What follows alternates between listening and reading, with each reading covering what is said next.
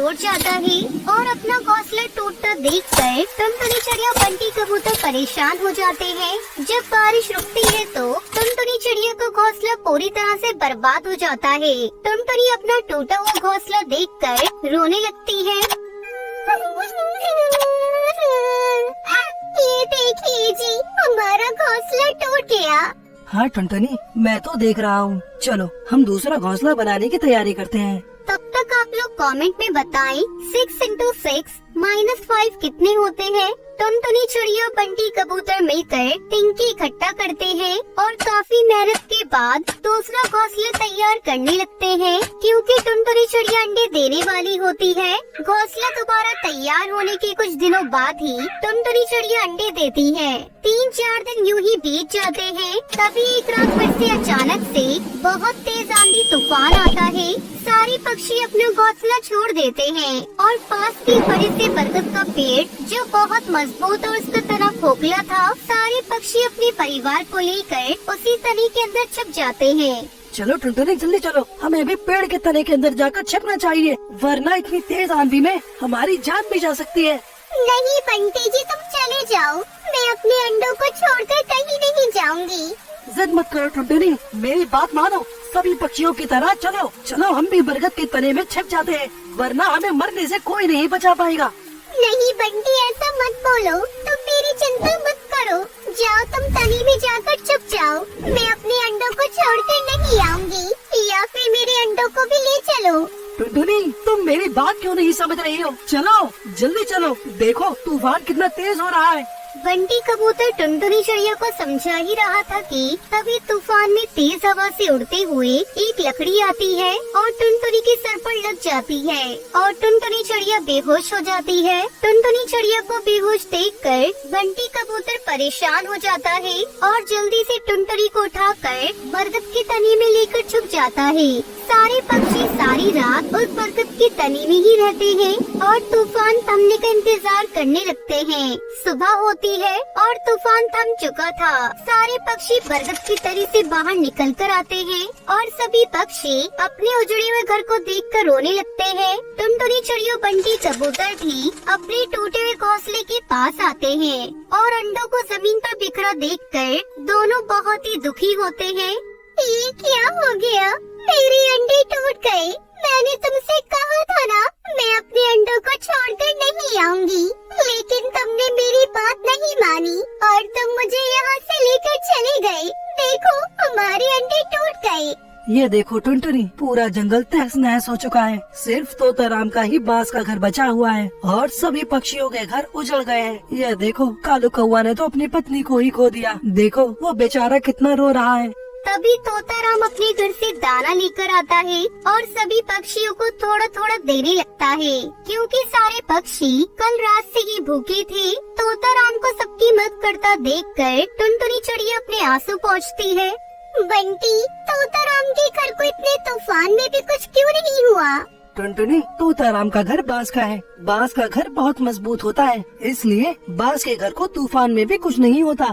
तो फिर अब हम भी बांस का ही घर बनाएंगे और उसमें ही रहेंगे। लेकिन टुनटुनी, बांस का घर तो बड़ी मेहनत से बनता है और इसे बनाने में भी बहुत वक्त लगता है। इतने वक्त तक हम लोग कहाँ रहेंगे? मैं एक बार अपने अंडों को खो चुकी हूँ, दोबारा मैं अपने अंडों को खोने का जोखिम नहीं उठाऊंगी। इसलिए मैं घर बनाऊंगी तो बांस का ही घर बनाऊंगी, नहीं तो घर नहीं बनाऊंगी। टुनटुनी चिड़िया, मेरी बात सुनो। तुम्हें पता नहीं शायद, बांस का घर बनाने में बहुत मेहनत लगती है और तोताराम का घर पुश्तैनी है। उसके पापा के पापा ने ये घर बनाया था और तब से ये घर चला रहा है। इसे बनाने में बहुत मेहनत लगती है, उतनी मेहनत हम और तुम नहीं कर पाएंगे। अब तो मुझे ये बांस का ही घर बनाना है।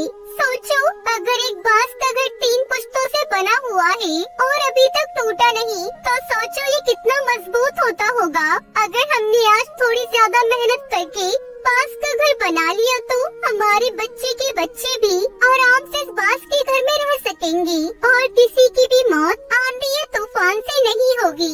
इसलिए मेहनत करने से मत घबराओ। टुनटुनी, अब मैं तुम्हें कैसे समझाऊं? बंटी, मैं तुम्हारा पूरा साथ दूंगी और हम दोनों मिलकर खूब मेहनत करेंगे और बांस का घर तैयार करेंगे। तुम मुझ पर भरोसा रखो। टुनटुनी के ये सब बोलने के बाद बंटी कबूतर समझ जाता है और बांस का घर बनाने के लिए तैयार हो जाता है। बंटी कबूतर टुनटुनी चिड़िया खूब मेहनत करते हैं और दिन रात मेहनत करके बांस तोड़ कर लाते हैं और उससे अपना घर बनाने में जुट जाते हैं। कालू कौवा बहुत दिनों से टुनटुनी और कबूतर को बांस जमा करता देख रहा था। क्या बेकार की मेहनत कर रहे हो तुम दोनों? तोताराम का घर देखकर उसका घर पुश्तैनी है, पुश्तैनी, आज का नहीं बना हुआ। जो तुम लोग सोच रहे हो कि तुम भी वैसा ही मजबूत घर बना लोगे, सब बेकार हो जाएगा। बंटी, तुम कालू की बात मत सुनो और अपने काम पर ध्यान दो। देखना, हमारी मेहनत जरूर सफल होगी और हम अपना बांस का घर जरूर बनाएंगे। 2 महीने की कठिन परिश्रम के बाद टुनटुनी चिड़िया बंटी कबूतर का बांस का घर बनकर तैयार हो जाता है, जो देखने में बहुत ही सुंदर और मजबूत बना होता है। तभी जंगल के सारे पक्षी टुनटुनी और बंटी का घर देखकर बहुत खुश होते हैं और सारे पक्षी उनको बधाइयाँ देते हैं। वही कालू कौवा दूर खड़ा उनका बांस का घर देखकर अपनी कही बात पर शर्मिंदा होता है। देखो कालू, तुमने हमसे कहा था न कि हमारी मेहनत बेकार जाएगी और हम बांस का घर नहीं बना पाएंगे, लेकिन देखो हमने अपना बांस का घर बना लिया और ये बहुत ही मजबूत बना है। नहीं टुनटुनी, मुझे माफ कर दो, मैंने तुम्हारा मजाक उड़ाया। मुझे ऐसा नहीं करना चाहिए था। मैं अपनी बात पर शर्मिंदा हूँ। कोई बात नहीं कालू, मैंने तुम्हें माफ कर दिया, लेकिन तुम मुझसे वादा करो कि कभी किसी की मेहनत का मजाक नहीं उड़ाओगी। चलो भाइयों, अब हमें बारिश की तैयारी करनी चाहिए। हाँ हाँ भाई, हमें अभी पानी की खोज करनी चाहिए, नहीं तो बरसात का समय निकल जाएगा और फिर जंगल में सूखा पड़ जाएगा। आसमान में बादल पानी की तलाश में निकल पड़ते थे, लेकिन उन्हें जमीन पर कहीं पर भी पानी नजर नहीं आ रहा था। भाइयों, बहुत दिन हो गए, क्या हम पानी की खोज कर पाएंगे? अगर हमें जल्दी बारिश करनी है तो सुंदरवन जंगल जाना पड़ेगा। उसके बाद बादल सुंदरवन जंगल की ओर चल पड़ते हैं। तभी रास्ते में उन्हें टुन्नू चिड़ा एक पेड़ की डाल पर बैठा हुआ दिखाई देता है। बादल टुन्नू चिड़ा को अपनी परेशानी बताते हैं। बादल भाइयों, बस इतनी सी बात, आप लोग परेशान मत होइए। मैं अपने जंगल की नदी किनारे आपको ले चलता हूँ। वहाँ से आप जितना चाहे उतना बारिश के लिए पानी ले सकते हैं। फिर टुन्नू चिड़ा बादलों को अपने साथ नदी किनारे ले जाता है। इसी तरह टुन्नू चिड़ा और बादल की दोस्ती हो जाती है। टुन्नू चिड़ा सुंदरवन जंगल में अपनी पत्नी टूनी चिड़िया और बेटी टुनटुनी के साथ रहता है। एक दिन की बात है, टूनी चिड़िया बाजार जा रही थी। तभी रास्ते में उसकी पड़ोसन बबली कबूतरी उसे मिलती है। अरे टूनी चिड़िया, लगता है तुम बाजार जा रही हो। हाँ बहन, तुमने ठीक ही कहा, मैं बाजार ही जा रही थी अपने घर का राशन लाने। अच्छा, वो टूनी, ऐसा है कि आजकल मेरी तबीयत ठीक नहीं रहती और मेरे घर भी घर का राशन खत्म हो गया है। ऐसा करो, तुम मेरा भी राशन बाजार से लेती आना। ठीक है बबली बहन, मैं तुम्हारा भी राशन लेती आऊंगी। आखिर सुख दुख में पड़ोसी काम नहीं आएंगे तो कौन आएगा। बबली कबूतरी अपने सामान के लिए टूनी चिड़िया को पकड़ा देती है। फिर टूनी चिड़िया बाजार चली जाती है। थोड़ी देर बाद टूनी चिड़िया जब बाजार से लौटती है, ये लो बबली कबूतरी, मैंने तुम्हारा राशन ला दिया है और कोई काम हो तो मुझे बता देना। उसके बाद टूनी चिड़िया अपने घर चली जाती है। इस तरह कई दिन गुजर गए। अब बबली कबूतरी अपनी बीमारी का बहाना बनाकर टूनी चिड़िया से अपने घर का सारा काम करवाने लगी और खुद आराम से बैठकर झूला झूलती। रोज रोज टूनी चिड़िया को बबली कबूतरी के घर का काम करते देखकर एक दिन सुंदरी कौवी बबली कबूतरी के घर आती है और उसे झूला झूलते देखकर उससे कहती है, अरे बबली कबूतरी, मैंने तो सुना था तेरी तबीयत खराब है और तू है कि यहाँ आराम से झूला झूल रही है। सुंदरी कौवी, तुझे एक राज की बात बताऊं, मेरी बीमारी का बहाना टूनी चिड़िया से काम